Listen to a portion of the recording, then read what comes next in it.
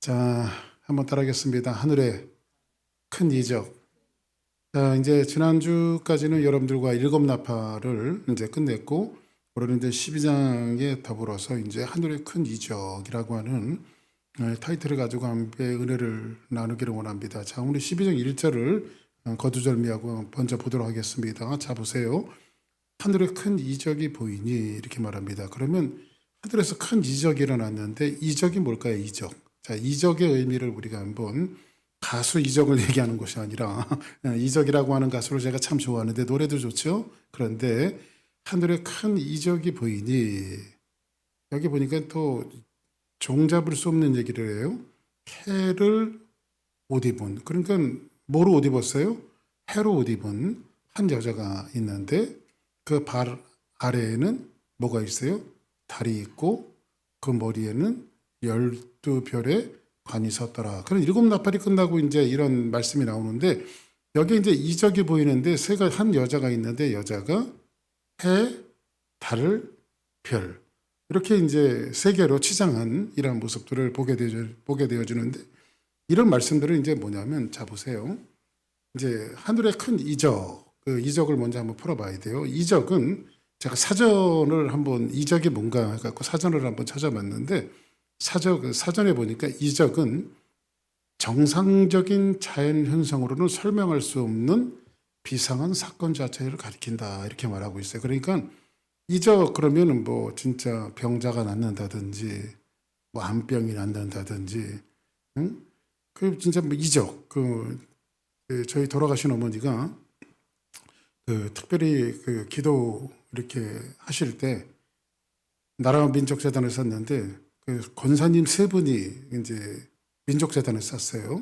하나는 이제 박예린 권사님이라고 평창동에 가면 민족재단, 삼각산 민족재단인데 그걸 창립을 하신 권사님, 그 권사님, 저희 어머니.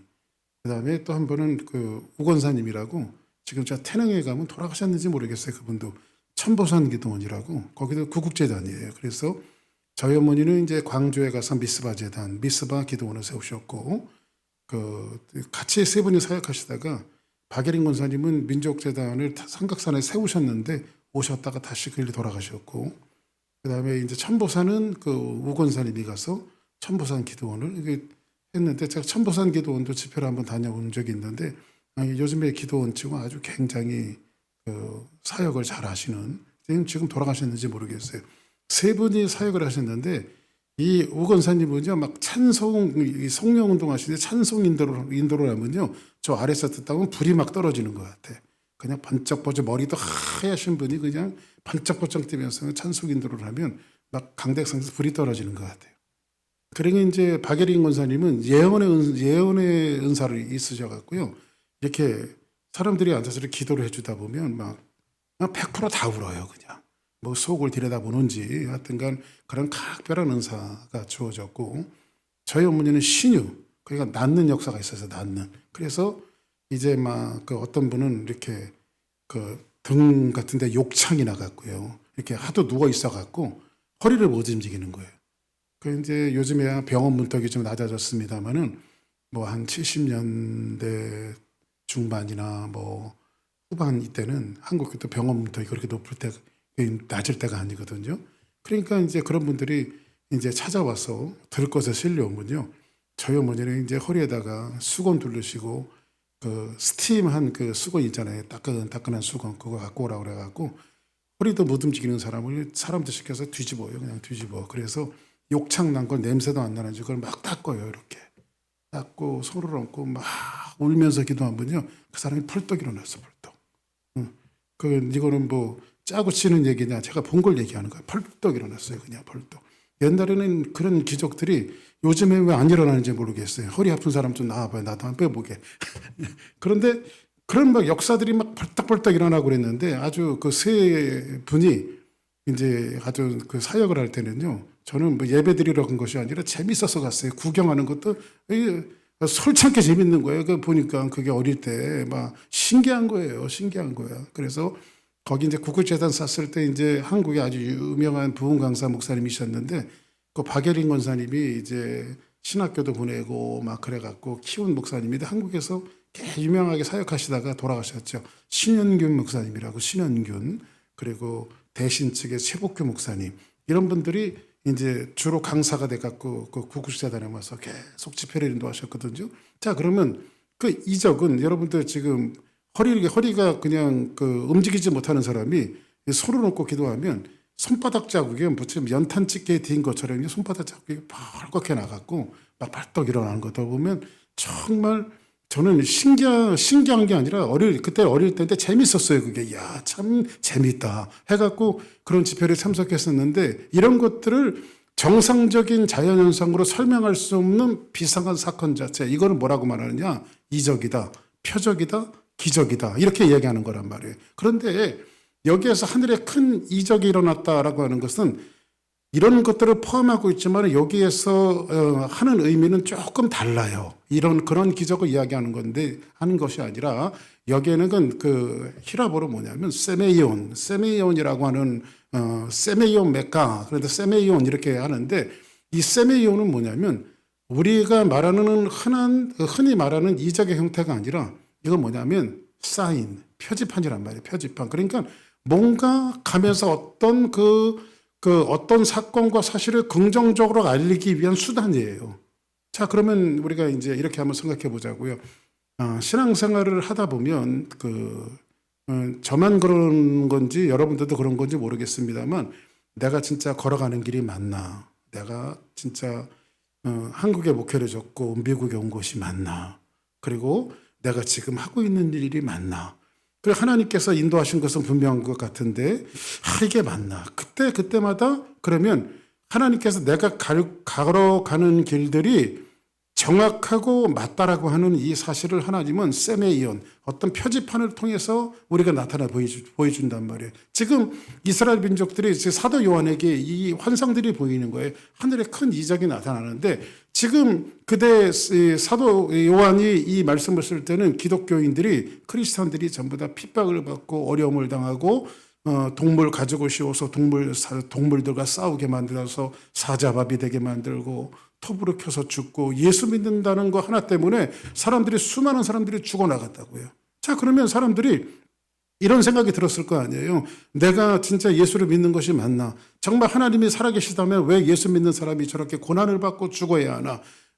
예수 안 믿는 사람은 잘 먹고 잘 사는데 나는 예수 믿고 진짜 주님 뜻대로 살려고 하는데 나는 왜 이렇게 고난이 많은가?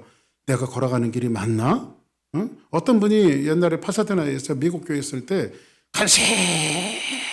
간신히 전도를 해갖고요. 그분이 교회를 나오기로 했어요. 그래가지고 이제 교회 꼭 나오겠습니다. 막 해서 이제 이분이 교회를 나오기로 해서 이제 그때는 막 유학생들만 천지라 그냥 일반 교인들 하나 오는 게 아주 얼마나 감사했는지 몰라. 그래서 이제 남편을 미국 분으로 두고 사시는 분인데 한 분이 이제 저쪽 어디야 나사 쪽에서 전도가 돼갖고 그분이 이제 이렇게 오는데 그분이 이제 얘기하는 거 보면 범상치는 않아요. 좀 말하는 게 좀 신비로워. 그런데 어쨌든 주사랑교회 나와서 열심히 섬기겠습니다 해갖고 교회를 나온다고 했는데 예배 시간이 돼도 안 나온 거예요. 그래가지고 이상하다. 꼭 나온다고 분명히 약속했는데 10번, 20번 손가락까지 걸면서 약속을 했는데 왜 안 나왔을까 하면서 이제 전화를 해봤더니 이분이 교회로 이제 열심히 나오다가 그 파사디나 교회를 건너는데 기차 길목 있어요. 기차 길목. 근데 미국 기차는 왜예요? 기차는 길이잖아. 근데 미국 기차는 더 길어. 그래가지고 이게 기차가 그냥 그 화물 싣고 있는 기차가 쫙 지나가는데 기차가 한 15분은 지나간 거야. 15분은. 여기 기차들이 아주 길어요. 그냥 화물을 싣고 15분 지나가니까 이분이 딱 성령의 감동을 받았는데 이 교회를 하나님이 막으시는구나. 이렇게 해갖고 돌아갔대. 그래서 저는 그 교회를 안 나가겠습니다. 하여튼 코에 걸면 코골이, 귀에 걸면 귀걸이란 말이야, 그게. 예? 그래서 이분한테는 표지판이 뭐냐면 이 교회 나가지 말라는 거구나. 이렇게 해갖고 교회를 그냥 안 나오셨어요. 그래서 뭐 안 나오면 자기 손해지. 저는 그래요. 주사랑 교회 안 나오면 네 손해다. 그냥 저는 그렇게 생각을 해요. 왜냐하면 아무리 찾아봐도 우리 교회만 한 데도 없어. 제가 가만히 보니까. 응? 김종일 선생님 그러죠? 그래. 예. 자, 그래서 이게 이제 지금 걸어가는 길이 맞나? 지금 내가 핍박받고 힘들고 어렵고 내가 이런 길을 걸어가는 것이 맞나? 그때마다 하나님의 표지판을 보이시는데 자, 이런 거 한번 예를 들게요. LA를 가려면 로스앤젤레스를 가려면 10번 길을 타고 이제 저 웨스트로 쫙 간단 말이야. 그죠? 24시간을 가면 LA를 도착하는데 샌안토니오쯤 도착했어요. 그러면 이 샌안토니오는 이제 한 8분의 2나 갔을래나? 그죠? 8분의 1밖에 안 될 것 같아. 10분의 1밖에 안 될 것 같아. 그래서 샌안토니오 가는데 엘파소, 뉴멕시코, 애리조나 이렇게 가다 보면 목적지가 로스앤젤레스잖아요. LA 가다 보면요. 샌안토니오 방향에도 여기 가면 로스앤젤레스입니다. 그럼 샌안토니오 딱 가갖고 내가 로스앤젤레스로 제대로 가고 있구나. 왜냐하면 표지판이 계속 나와. 표지판이. 응? 애리조나쯤 가서도 애리조나에서 여기 잘못 가는 거 아닌가? 그러면 엘파소 같은 데 가잖아요. 거기 잘못하고 쭉 가면 멕시코로 내려간다고. 그냥 멕시코로. 응? 그러니까는 지금 계속해서 사인이 나오는데 여기는 로스앤젤레스 가는 길이다. 군데마다 나온단 말이야. 그러니까 하나님께서 여기에서 오늘 12장 1절에서 보이는 이적은 뭐냐면 사람이 납득할 그런 이적과 기적이 아니라 납득하기 어려운 병이 낫는다든지 그다음에 뭐 죽을 병이 뭐 노임을 받는다든지 시원한 기적과 이적이 일어난다든지 그런 것이 아니라 이게 여기서 말하는 12장 1절에서 말하는 이적은 뭐냐면 네가 걸어가는 방향 지금 이스라엘 민족들이 힘들고 고단하고 어렵고 하나님을 떠나는 사람들이 많은데 이 사도 요한을 통해서 보여주고 있는 것은 뭐냐면 비록 핍박이 있고 그리스도인들이 험하고 힘든 삶을 살아가도 너희들이 걸어가는 방향이 맞다라고 하는 것들을 보여주는 그런 이적이란 말이에요. 할렐루야. 그래서 여러분들이 이제 걸어가는 모든 삶 속에서 힘들고 어려운 일이 있을 때마다 하나님 앞에 눈 감아 기도하면 사랑하는 아들아, 사랑하는 딸아, 네가 걸어가는 길이 맞다. 라고 하는 하나님의 사인들이, 표지판들이 자꾸 보여지는 이런 이적들이 있기를 주의 이름으로 축복합니다. 자, 그러면 그 부분을 이야기하고 있는데, 자, 이제 이건 조금 아까 제가 이야기한 거란 말이에요. 자, 그러면 큰 이적은 최종적인 면에서 가장 중요한 그림이에요. 그러니까 지금까지 보여진 그림보다 오늘 여러분들과 같이 12장에서 이야기해주고 있는 그림은 정말 중요한 그림을 우리에게 이야기해주고 있다라고 하는 사실을 보면 됩니다. 자, 이렇게 이야기합니다. 우리가 힘들고 어려울 때마다 이 비행기 조종사 얘기를 왜 끊느냐면, 우리도 여기 이름을 잊어버렸는데, 규환이라고 하는 학생이 하나 있었고, 또 누구죠? 저기 베트남 항공 기장된 사람. 비행기 조종사가 둘이 있었어요, 우리 교회. 예? 비행기 조종사 이렇게 유학 와갖고 그거 해갖고 하나는 베트남 항공 조종사가 됐고요. 하나는 아시아나 항공 부기장이 됐어. 근데 한번 어떻게 만나면 비행기 좀 공짜로 타보려고 했더니 만날 길이 없어요. 근데 하여튼간 두 사람 다 이제 하나는 베트남 항공 기장이 됐고 하나는 이제 아시아나 부기장이 돼갖고 했는데 저희 집사람하고 저하고 규환이라고 하는 학생이 이제 경비행기 여기 이제 저쪽에 라포트 가면 경비행장이 있어요. 경비행장이 있는데 이제 이 친구들이 비행기를 몰기 위해서는 비행기 아워를 이제 운전 시간대를 채워야 되는데 하루는 이제 딱 그러는 거예요. 저하고 저희 집사람하고 목사님 사모님 자 비행기를 한번 태워드리겠습니다. 그러는 거예요. 그래서 그래도 한편적으로는 설레이기도 하고 왜냐면 경비행기를 제가 한 번도 타본 적이 없거든요. 진짜 네 사람 타는 거예요. 네 사람. 그래가지고 이제 그걸 태워준다는 게 가슴이 설레기도 하고 또 한편으로는 아이고 저거 잘못하다가 이게 연습생인데 떨어지면 이거 큰일 나는 거 아니야. 그래가지고 제가 이제 저희 집사람하고 둘이 같이 태워준다길래 이보게 나만 타고 우리 집사람은 놔두고 가면 안 되겠냐. 제가 그랬어요. 왜냐하면 하나 죽으면 하나는 애들을 봐야지. 둘 다 같이 태워갖고 이상하게 되면 애들이 고아되는 거 아니야. 그래가지고 제가 얘기를 했더니 목사님 걱정하지 말고 타십시오. 응? 그러는 거예요. 그래가지고 이제 그 비행기를 제 집사람하고 달달달 떨면서 타갖고 비행기를 쫙 갈베스톤까지 진짜 한 바퀴 쫙 돌고 무사히 돌아왔어요. 돌아왔는데 그 친구가 하는 말이 뭐냐 이렇게 말합니다. 비행 조종사에게 주는 규칙이 한 가지가 있는데 항해를 하다 보면요 이제 바다를 만날 때가 있대. 바다 한가운데 가면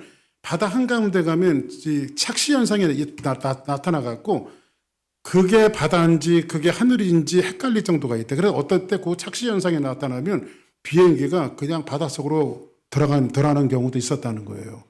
응? 그래서 그런 착시 현상이 일어날 때는 뭐를 의지하느냐? 계기판을 의지해라. 그냥 앞을 보지 말고 계기판, 이 앞에서 컴퓨터가, 비행기 컴퓨터가 얼마만큼 항공에 떠 있고 얼마 어떤 속도로 가고 있고 계기판을 의지해야지 앞에 사물을 보면 비행기가 떨어진다는 거예요. 그러니까 우리가 걸어갈 때 신앙생활을 하면서 걸어갈 때에 이게 걸음 맞는지 이게 하늘인지 이게 바다인지 이런 것들이 우리가 힘들고 어려울 때 하나님 그때마다 뭘 보여요? 이적을 보이시고 표지판을 보이시고 그때마다 우리는 누구를 생각하게 돼? 하나님을 생각하고 또 하나님의 말씀으로 돌아가고 또 하나님의 말씀이 어떻게 나를 교훈하고 있는지를 자꾸 우리를 쳐서 그냥 기본으로 돌아가는 거예요. 우리가 기본으로. 그래서 아까도 우리 식사하면서 자동차 얘기를 했습니다만 요즘에 기계 문명 속에 우리가 노예가 돼가는 것 같아요. 그래서 저는 가끔 의도적으로 운전을 그냥 기계에 의존하지 않고 하는 그런 습관을 제가 좀 들이거든요. 한번 의도적으로 그래요. 왜냐하면 기계에 의존하다 보면요. 이제 그게 없으면 아무것도 못하는 거예요. 그러니까 시대 속에서 우리가 의존해야 될 것은 여러분 신앙생활이 헷갈리고 힘들고 어렵고 내가 걸어가는 길이 맞나 이렇게 할 때는 여러분들 신앙의 본질로 돌아오면 돼요. 하나님 말씀, 기도, 찬양 세 가지 삼박자가 딱 있는데 하나님의 말씀, 성경 두 번째 기도 세 번째는 하나님을 찬양하고 할렐루야. 그래서 우리가 찬양할 때 오늘도 우리 찬양할 때 가사나 이렇게 읽어보면 찬양 받으시기 합당하신 분은 하나님 한 분밖에 없고 할렐루야. 그 가사가 대단해서가 아니라 가사 한 내용이 우리의 마음을 잡고 우리의 심령을 잡기 때문에 그것 때문에 우리가 은혜 받고 할렐루야 하나님을 경험하게 되어지는 거란 말이에요. 자 그러면 신앙의 위기가 왔을 때에 누구를 바라보자? 하나님의 기적 하늘을 바라보고 그리고 하나님의 기적을 바라보자 이렇게 여러분들에게 말씀드립니다. 자 그럼 전도서고에 대한 예를 한번 드리겠습니다.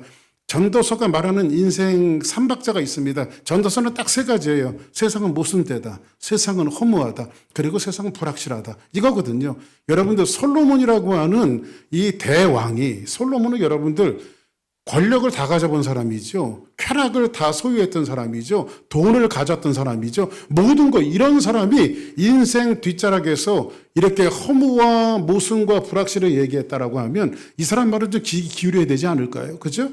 근데 이럴 때 이것이 정말 옳은가라는 근본적인 신앙의 문제까지 흔들릴 때가 있어요, 우리가. 에? 진짜 그런 것이 흔들릴 때가 있어요. 우리 동기 신학교에서 같이 공부할 때 동기 목사님이 있는데 그냥 공부를 하다가 이제 교회 개척을 하다가 딸이 죽었어요. 딸이. 진짜 딸이 얼마나 이쁜 딸이 있었는데 그 딸이 그냥 지병을 앓더니 병원 한번 써보지도 못하고 죽었어요. 근데 이분이 정말 하나님의 부르심을 받고 그리고 자기는 사역자가 되어지고 목사가 되어지고 막 이런 소명감에 불타서 왔었는데 자식의 죽음 앞에서 자기의 어떤 목회와 사역의 정체성이 흔들려 버리는 거예요. 내가 이거 잘 온 건가? 내가 목회를 진짜 해야 되나? 이런 정체성이 흔들리는 거예요. 우리가 신앙생활 하다 보면 그런 것들이 느낄 때가 있어요, 없어요? 왜냐하면 세상에 갇히는 거거든요. 솔로몬이 느낀 것은 뭐냐면 세상은 모순이고 허무하고 불확실하거든요. 이곳에서 우리가 의존할 것은 누구밖에 없어요. 이런 면에서 우리가 하나님밖에 없다는 거예요. 근데 오늘 12장은 요한계시록 12장은 성도가 이 세상에서 살아가는 원리, 목적, 이유 모든 삶의 근거가 어디서부터 온다는 거예요? 하나님으로부터 온다는 거예요. 아멘? 그러니까 여러분들 힘들고 어려울 때 하늘을 바라보세요. 하나님을 바라보세요. 할렐루야. 그리고 여러분들이 초점을 잃었을 때 하늘을 바라보면 하늘에서 분명히 하나님이 여러분들에게 사인을 보여주시고 이 길이 여러분들이 걸어가는 길들이 옳다라고 하는 것들을 인정해 주신단 말이죠. 아멘입니까? 그래서 성도는 조금 미련스러워 보여도 세상에 현혹되지 말고 누구를 근거로 해서 하나님을 근거로 해서 이 길을 걸어가야 합니다. 자, 한번 마태복음 13장 44절에 있는 말씀 같이 한번 봅니다. 시작. 천국은 마치 밭에 감추인 보화와 같으니 사람이 이를 발견한 후 숨겨두고 기뻐하며 돌아가서 자기의 소유를 다 팔아 그 밭을 사느니라. 어떤 농부가 밭을 갈고 있었는데 떨거럭 소리가 나서 열어보니까 거기에 뭐를 발견했어요? 금은 감추인 보화를 발견했단 말이에요. 그러면 이 사람이 보화를 발견한 후에 뭐하고? 기뻐 돌아가서 뭘 팔아요? 자기의 소유를 다 팔아 뭘 샀어요? 그 밭을 샀느니라. 그러니까 여러분들 진짜 보화를 발견한 사람들은요 자기의 모든 것들을 다 팔아요. 아멘입니까? 농부는 보화를 발견한 후에 자기의 삶의 가치가 달라졌어요. 그죠? 그냥 이거는 이제 순식간에 달라진 거예요. 삶의 가치가. 왜냐하면 지금 자기 소유로 다 팔았다라고 하는 것은 뭐냐면 지금까지 자기가 안타깝게 부둥켜 안고 살아왔던 거 있잖아요. 응? 아마 지금으로 얘기하면은 뭐 갯돈도 헐고 적금도 헐고 집도 팔고 팔 건 다 팔아갖고 뭘 산 거예요. 붙잡고 있던 것들을 모두 다 내려놓고 밭을 산 거. 왜냐하면 거기 보화가 담겨져 있기 때문에. 그러면 여러분들 그 보화가 누구예요? 하늘의 가치 아니겠어요? 하나님의 가치. 우리가 요즘에 사도행전을 공부하고 있지만 어떻게 사도 바울이 저런 인생을 살아갈 수 있었을까? 그렇죠? 어떻게 저런 인생을 살아갈 수 있었을까? 고달프고 고단하고 매맞고 쫓겨다니고 감옥에 들어가고 그러면서도 복음을 위해서 그렇게 동족들한테 멸시를 받아도 복음을 위해서 살아가는 사도 바울이 어떻게 하면 살아갈 수 있었을까? 딴 가지밖에 없어요. 밭에서 보화를 발견한 거예요. 자기 인생을 다 털어서 드려도 하나도 아깝지가 않은 거예요. 그러니까 여러분들 우리 인생에 뭔가 여러분들 아직도 아까운 곳이 있다면 우리가 우리의 신앙의 원점으로 돌아가서 한번 다시 우리를 점검해 봐야 돼요. 예? 박제째, 김제째, 문제째 막 이렇게 해갖고 다 째째 귀신들이 그냥 들려갖고 이걸 다 내려놓지 못하는 것이 아니라 진짜 우리가 하나님 앞에 그래서 뭐 자꾸 저하고 저희 집사람 얘기해서 죄송합니다만 항상 우리는 요즘에 그냥 그런 기도를 하고 살아요. 그냥 흘려보내는 삶을 살자. 진짜 하나님께서 주신 것이 있다면 그냥 흘려보내는 삶을 살자. 그래서 피아노도 하나 사기로 했어. 할렐루야. 그냥 하나님을 찬양하는 건데 땡빛을 들여서든 한 사자고. 할렐루야. 응? 그 못 사겠어. 요즘에는 이제 막 그 차도 몇만 불짜리 샀더니 그 몇천 불은 돈가스도 보이지도 않아 그냥. 여러분들 몇백 불, 몇천 불이 얼마나 큰 돈입니까? 진짜 큰 돈이에요. 그런데 이게 오늘도 이제 이 피아노 어쿠스틱 이거 조율하는 사람이 다 조율하고 갔어요. 그런데 이게 이제 한국 거 삼익 피아노거든요. 어떤 그 권사님이 유학을 애들 데리고 왔다가 목사님 이거 한국에서 갖고 이 배로 실어 갖고 온 거예요 이게. 그래서 실어 갖고 왔는데 이걸 두고 가셨어. 그래서 이거를 지금 끌고 다니면서 우리 교회에서 지금 이거 한 23년 쓰고 있는 거예요. 이제 고쳐갖고 또 쓰고 고쳐갖고 또 쓰고 그런데도 이제 한국이 메드 인 코리아 그래서 이게 그래도 아직까지 잘 하고 있는데 그냥 뭐 지난주에 건반들 이렇게 쑥 들어가서 고치긴 했습니다만 이런 파트가 지금 나갔다고 그래요. 그래서 이거를 그 사람이 구할 수 있는지 없는지는 모르겠대요. 그래서 그거 구하면 저한테 알려주겠다고. 근데 여러분들 뭐 이런 악기들이 진짜 하나님을 찬양하는 것들 아니에요. 그렇죠? 그러니까는 한번 따라합시다. 투자하자. 할렐루야. 그 하나님을 찬양하는 것은 투자해야 돼요. 하나님을 높여드리고 아멘입니까? 그래서 그냥 얼른 알아봐 사자고 그냥 하나님 앞에 영광 돌리는 건데. 그래서 자기 소유로 다 팔아. 아멘. 그래서 우리는 왜 이런 결심들이 필요하냐면 우리는 정기적인 예배에 나와서 하늘의 실체와 보화를 만나고 경험하고 보는 것을 훈련해야 됩니다. 그게 예배가 왜 중요하냐면 이런 예배 시간에 나와서 여러분들 보세요. 모든 감동과 그 은혜는요. 하나님과의 영적인 교제를 통해서 나타나죠. 그냥 맨정신으로 다닐 땐 그 나타나지 않아요. 그러니까 여러분들이 가정에서든 교회에서든 하나님 앞에 예배하고 찬양할 때 우리 마음속에 탁 하고 지나가는 소리들이 있거든요. 그런 우리 마음속에 감동이 살아날 때 하나님의 역사가 살아나는 거예요. 말씀을 통해서 성도의 최종 승리의 표지판과 그림을 보면서 점점 이렇게 뭐예요? 땅의 것들이 시시해지는 거예요. 하늘의 영광을 바라본 사람들. 아멘.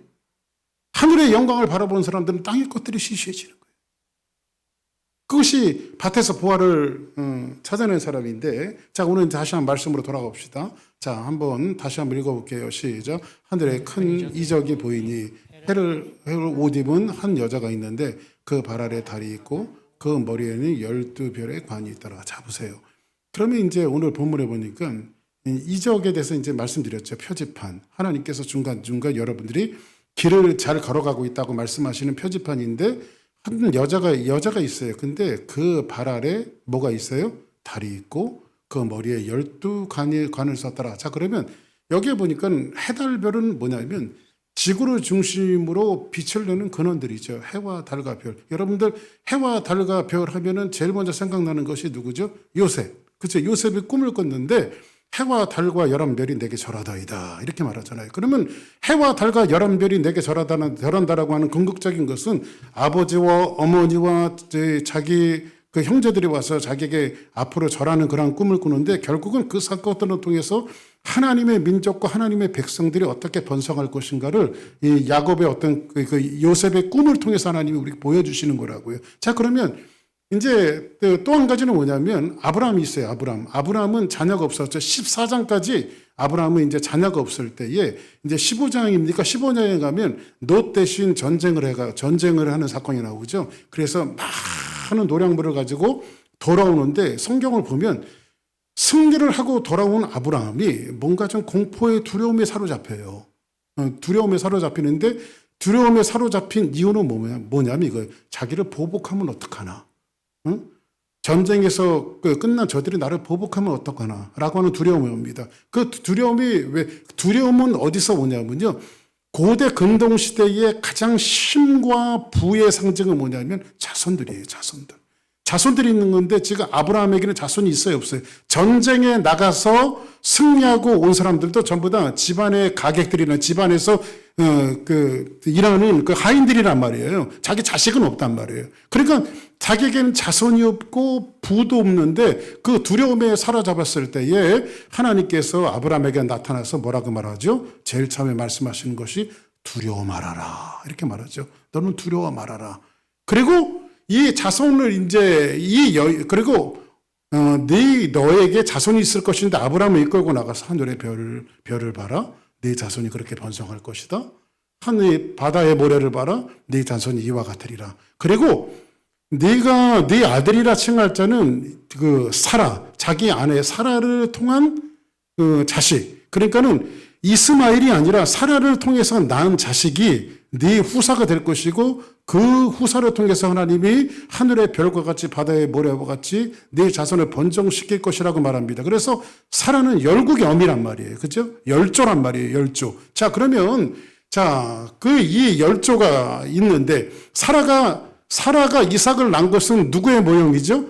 하나밖에 없는 독생자 이삭을 낳은. 그러니까 사라가 나이 90이 돼서 아기를 낳을 수 없는 환경 속에서 동정녀 탄생이 되어진 것들을 상징해주고 있고, 그 기적적으로 이삭이 태어난 것은 누구의 모형이죠? 앞으로 오실 예수 그리스도의 모형이란 말이에요. 그러면 여기에서 지금 계시적인 측면에서 사도 요한이 그 말씀을 차용해 갖고 이 말씀을 쓰는데, 오늘 2절에 보니까는 이 여자가 아이를 베어 해산하게 되매, 그렇죠?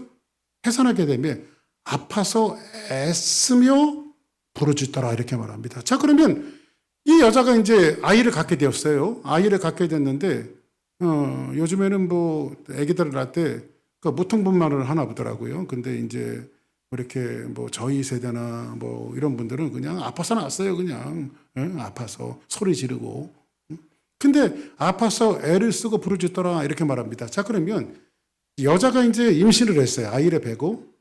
이제 해산할 때 아파서 낳는데, 이 말씀을 우리가 좀 부르짖더라라고 하는 것은 이 헬라어에서 분사구조로 되어 있거든요. 이거 큰 고통 속에 부르짖더라 이렇게 말합니다. 자, 그거 보세요.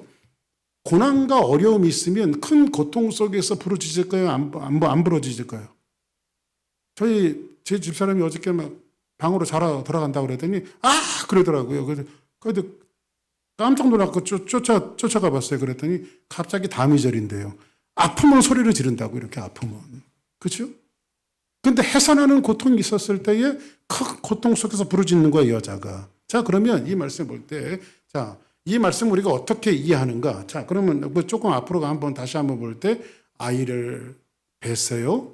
해산하게 되었어요. 아파서 애를 쓰고 부르짖었어요. 자, 그러면 이거를 우리가 어떻게 해석해야 되냐면, 요한계시록에서는 이 부연적인 설명이 없으니까 성경으로 한번 해석해 보자고요. 자, 한번 이사야 26장 16절에 있는 말씀 같이 한번 봅니다. 시작. 여호와여, 그들이 환난 중에 주를 앙모하여 싸우며 주의 징벌이 그들에게 임할 때에 그들이 간절히 주께 기도하였나이다. 이제 환난 중에 하나님을 앙모했고 징벌이 그들에게 임할 때 간절히 주께 기도를 했습니다. 이스라엘 민족들이. 여호와여, 잉태한 여인이 상기가 임박하고 상고를 겪으며 부르짖은 같이 우리가 주 앞에서 그와 같은 이다. 자, 그러면 이스라엘 민족들이 지금 어떤 형편이란 말이야? 아까 여자가 임신해서 해산할 때 막 아프다고 소리를 지르는 것은 무슨 모형이냐면 이스라엘 민족들이 지금 겪고 있는 고난과 어려움들과 시련. 이 당시 아수르에게 이스라엘 민족들이 힘들고 어려운 상황을 이사야에서 이렇게 표현했다고요. 그죠?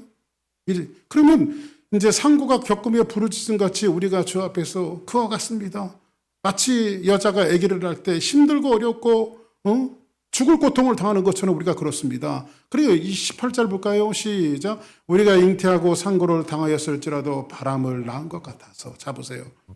우리가 잉태하고 상고를 당하였을지라도 소리를 지르고 애를 써도 낳은 것이 몰라요? 바람을 낳은 것 같아요. 바람을. 이 바람을 낳은 것 같다라고 하는 것은 인간의 노력과 애씀과 아무리 부르짖고 힘들어도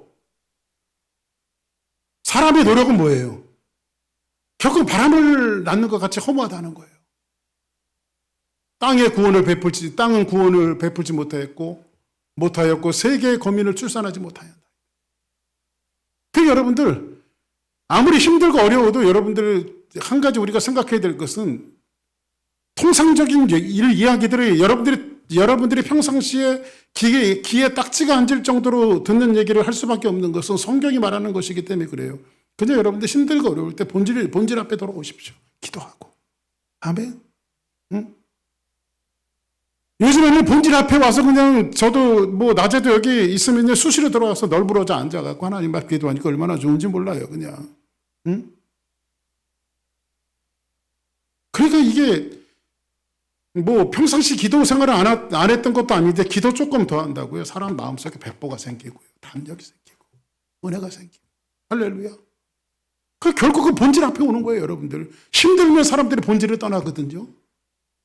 근데 여러분들 아무리 소리를 지르고 애써도 여러분 바람을 낳을 수밖에 없어요. 인간의 노력은 바람 낳는 거예요. 근데 하나님 앞에 매달리고 하나님 앞에 기도하고 말씀으로 돌아가고 부르짖으면요. 뭔가 할 수 없는 하나님의 힘과 은혜가 우리에게 다 찾아온다.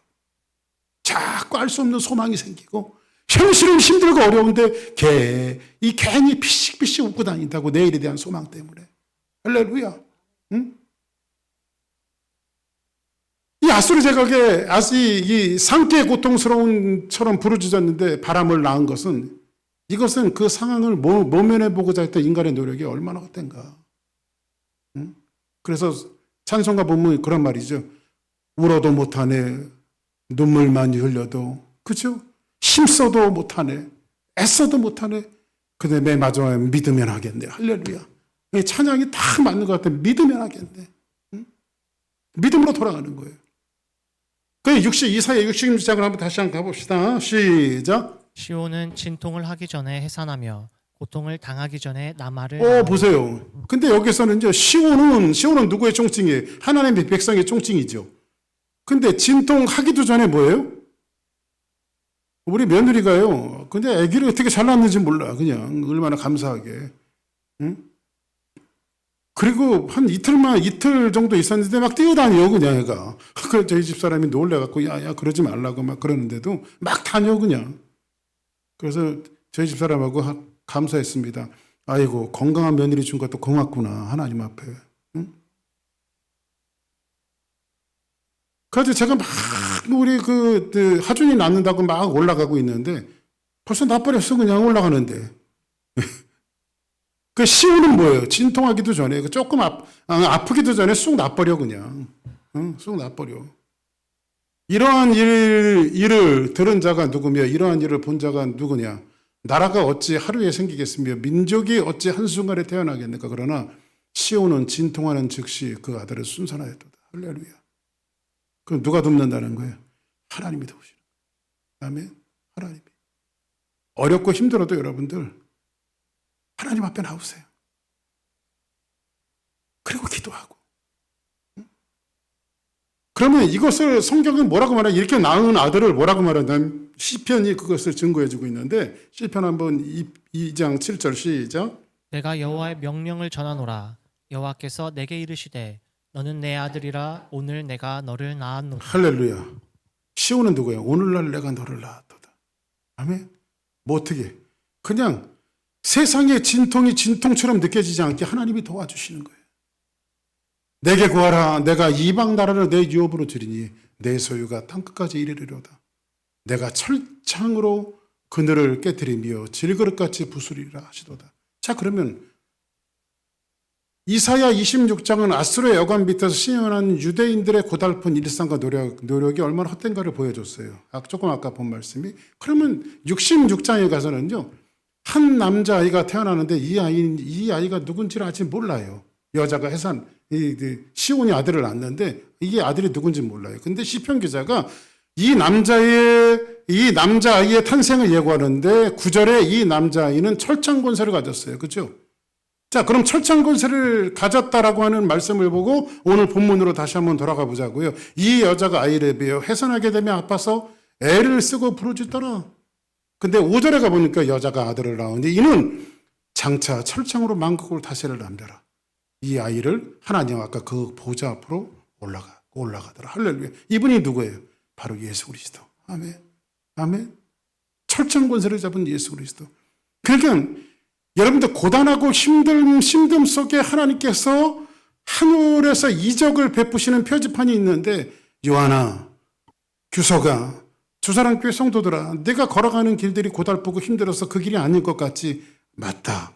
네가 걸어가는 길이 예수 그리스도의 길이고, 네가 고달프고 힘들고 정말 크지도 그렇게 대형교회도 아닌 이 교회에서 너희들이 봉사하고 열심히 하고 시간을 보내고 세월을 보내는 이 일들이 너희들이 불안정하고 불확실한 것 같느냐? 아니다. 그 하늘의 사인을 보여주시는 거예요. 표지판을 보여주시고 뭐예요?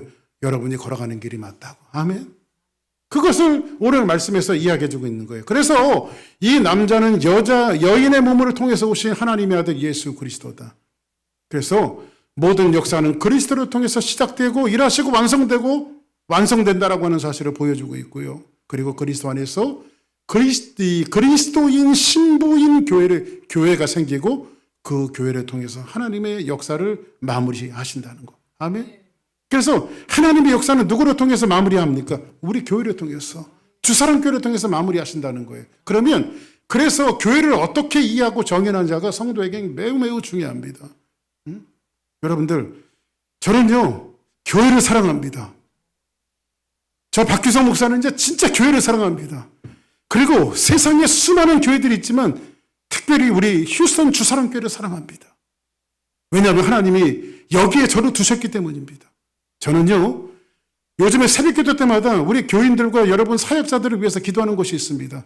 어저께인가 그저께 노사모님하고도 얘기했는데, 하나님, 박규성 목사는 휴스턴 주사랑교회를 사랑합니다. 정말 주님의 몸된 교회를 사랑합니다.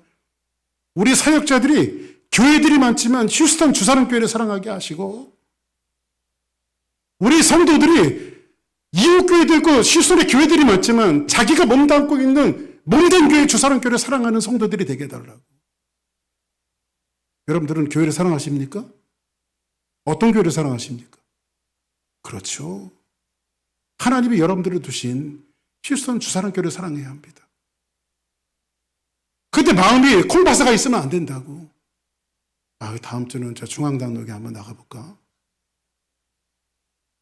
요즘에 서울교회가 핫하대 거기 한번 나가볼까?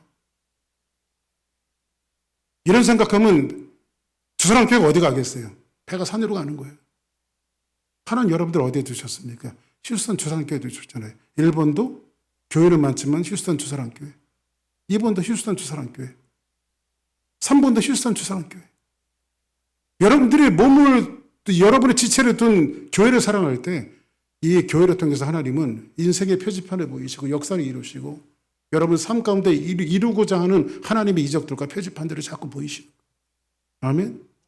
지루하고 힘들어도 어렵고 괴로워도 어디를 바라보는 거예요? 여러분들의 몸을 두신 교회를 여러분들이 항상 생각하고 기도하는 거예요. 그래서 여러분들 예배 때마다 예배가 왜 중요하냐면, 그래서 이러한 이유로 교회 예배는 매우 중요합니다. 예배가 왜 중요하냐면요, 예배 때마다 흔들리는 우리의 인생과 인생의 역사와 개인을 인생의 표지판이 여기서 바뀌기 때문에 그래요. 이런 말씀을 통해서. 아멘입니까? 정리합니다. 오늘도 우리가 뒤틀림과 흔들림과 공고함 속에서 이 예배 자리에 왔을지라도 오늘도 하나님이 하늘문을 여셔서 하늘에 내비게이션 바로 네가 걸어간 길이 맞다 라고 하는 이 하나님의 이정표와 은혜를 우리에게 보이시며 궁극적으로는 이 목표와 해답을 우리에게 보이심으로 말미암아 저와 여러분들이 승리하고 우리 주사랑교회는 교회주의자, 특별히 어떤 주의자? 휴스턴 주사랑교회 주의자, 할렐루야, 이런 사람들이 되어서 하나님의 몸된 교회를 세우고 삶을 세우는 아름다운 역사가 있기를 주의 이름으로 축복합니다.